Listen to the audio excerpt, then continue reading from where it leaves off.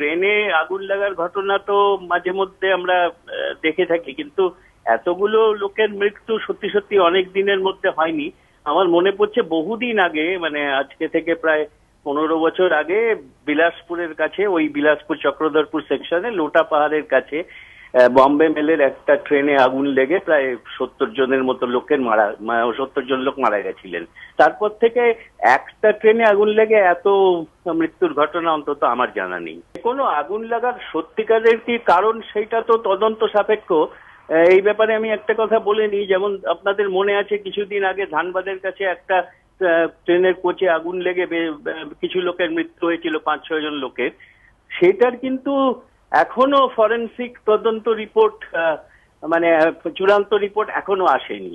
তার মানে তদন্ত করতেও অনেকদিন সময় লাগে। কিন্তু প্রিলিমিনারি যেটা আমাদের অভিজ্ঞতা থেকে মনে হয়, এটাতে দুটো কারণ থাকতে পারে। একটা হচ্ছে কোনো দাহ্য পদার্থ বহন করা হচ্ছিল এবং অতি দাহ্য পদার্থ, তাতে আগুন লেগে খুব তাড়াতাড়ি ছড়িয়ে গেছে আগুনটা। আর তা না হলে ট্রেনের শর্ট সার্কিট। এখন শর্ট সার্কিটটা, এটা যেহেতু একটা নন এসি কম্পার্টমেন্ট, সুতরাং শর্ট সার্কিটের সম্ভাবনা একদম উড়িয়ে না দিলেও একটু কম হয় এতে। আর তাছাড়াও যেহেতু এসি কোচে আগুন লেগে গেলে অগ্নিদগ্ধর সঙ্গে সঙ্গে দম বন্ধ হয়েও বেশি লোক মারা যায়, এক্ষেত্রে তো সেকেন্ড ক্লাস কম্পার্টমেন্ট।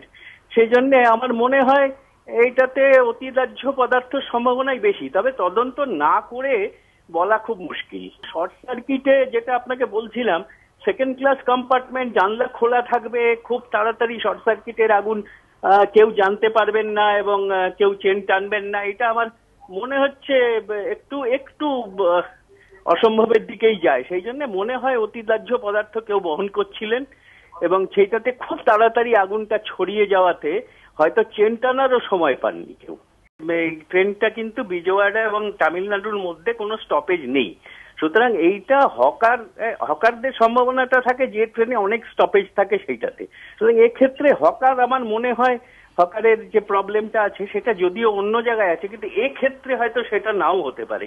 এক্ষেত্রে হয়তো কোনো যাত্রী বা কোনো আনঅথরাইজড প্যাসেঞ্জার কিছু অতিদাহ্য পদার্থ নিয়ে যাচ্ছিলেন, কিন্তু সেইটা তো চেক করার ব্যবস্থা আছেই। সেক্ষেত্রে কিছুটা ফেলিওর তো থাকবেই। যে ট্রেনের চেকিং স্টাফ থাকেন তাদের তো এইগুলো চেক করার কথা, নিশ্চয়ই যে চেকিং করার কথা সেটা করা হয়নি।